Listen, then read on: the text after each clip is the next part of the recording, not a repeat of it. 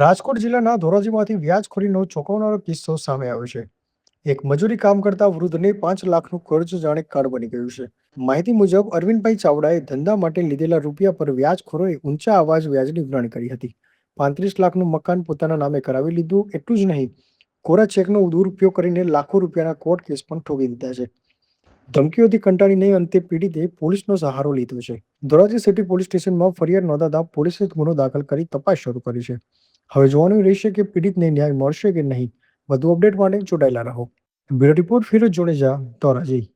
Dhoraji police station વિસ્તારમાં એક પરિવારને વર્ષ 2023 થી 2026 સુધી સતત ચાલેલી વ્યાજખોરી અને મકાન પચાવી પડાવવા લેવાની ઘટનામાં આરોપી હરપાલસિંહ ચુડાસમા જામકંડ રોડના વિરુદ્ધ ફરિયાદ નોંધવામાં આવી છે.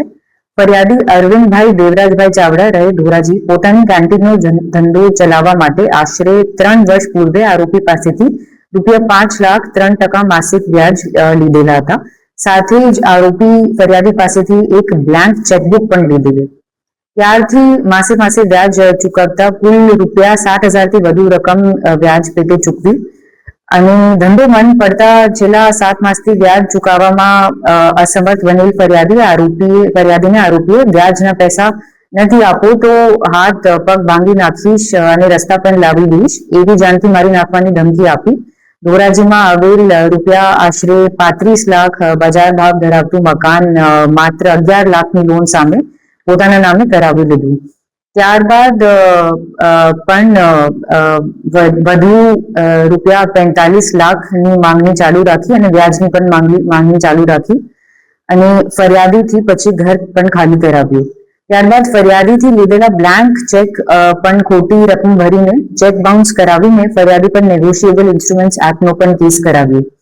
ધોરાજી પોલીસ સ્ટેશનમાં ભારતીય ન્યાય સંહિતા 2023ની કલમ 308(5) તથા ગુજરાત નાણાં દેહધાર અધિનિયમ 2011ની કલમ 40 અને 42 અંગે ગુનો નોંધની તપાસ પોલીસ સબ ઇન્સ્પેક્ટર AB કાકડિયાને સોંપવામાં આવી છે અને આરોપી હવે પોલીસની ધરપકડમાં છે.